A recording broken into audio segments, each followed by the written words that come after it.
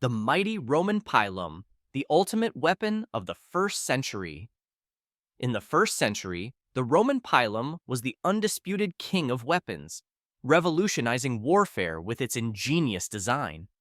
Picture this: a wooden shaft about 2 meters long, topped with an iron head, making it not just a spear, but a game changer on the battlefield. The pilum was crafted to bend or break upon impact, ensuring that enemies couldn't toss it back. Thrown with a unique spinning motion, the pilum flew with deadly accuracy and force. It wasn't just about hitting the target, it was about hitting it hard and rendering their shields useless. The pilum was a multi-purpose tool in the Roman arsenal. Whether breaking enemy lines or disabling their defenses, this weapon was essential in every Roman soldier's kit. The Roman pilum wasn't just a weapon, it was a symbol of Roman ingenuity and military dominance. So, next time you think about ancient weapons, remember the pilum, the spear that could break itself just to win a war.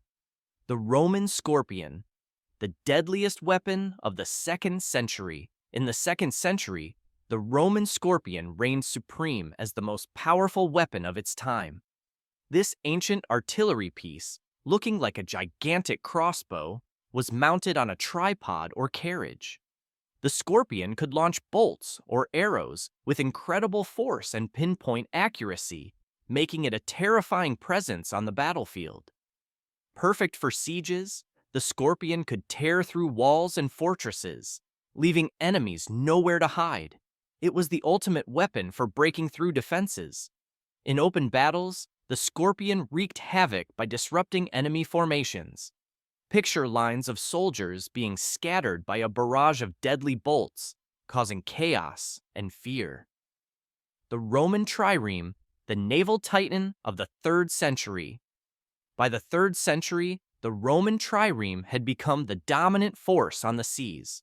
This advanced naval vessel, with 3 levels of rowers, combined speed, maneuverability, and sheer power to rule the waves. With 3 tiers of rowers, the trireme could reach impressive speeds and navigate through waters with ease.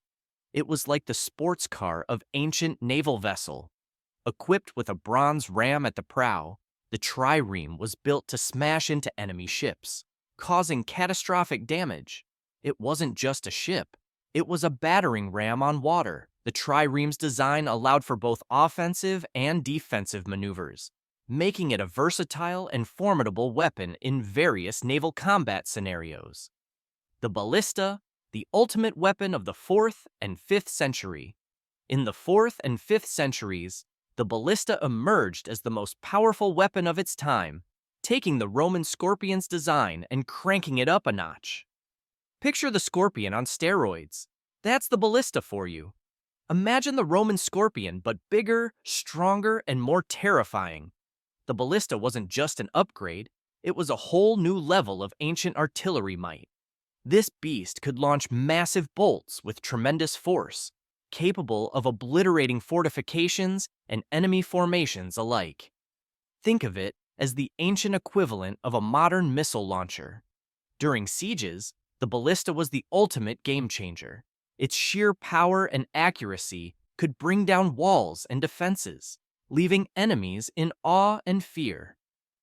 The fiery terror of the 6th and 7th century, Greek fire. In the 6th and 7th centuries, this incendiary weapon was the ultimate game changer, especially in naval warfare. Imagine a liquid so fierce that it ignites on contact and burns even on water. Greek fire wasn't just another weapon, it was a liquid inferno that turned enemy ships into floating torches. The exact recipe for Greek fire was a Byzantine state secret, jealously guarded. Rumor has it that it contained a mix of flammable substances like petroleum, sulfur, and quicklime. This concoction created a substance that was nearly impossible to extinguish once it started blazing. Greek fire could be sprayed or hurled at enemies, making it versatile and deadly.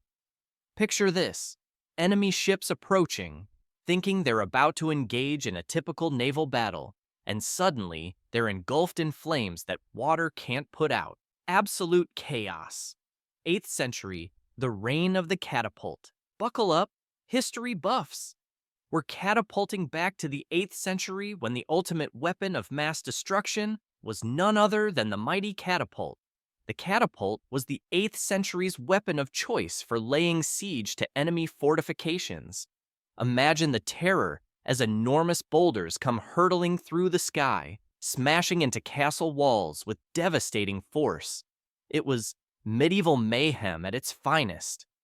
These ancient siege engines operated on principles of stored energy, harnessing tension, torsion, or gravity to launch their deadly payloads. 9th century, the reign of the Viking Axe. Ready to plunge into the savage world of the 9th century?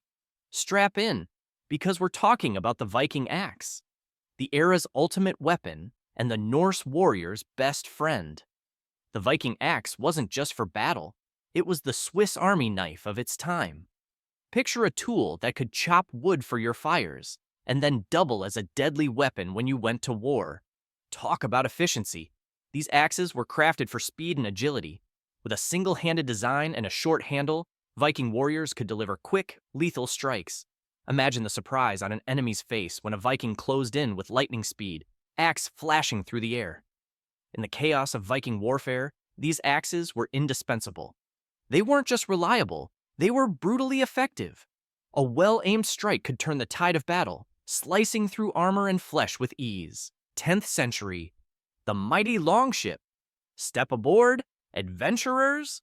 We're diving into the 10th century where the ultimate weapon wasn't a sword or axe, but the legendary Viking Longship, a marvel of maritime engineering. The Longship, also known as the longboat, was the Swiss Army knife of ships.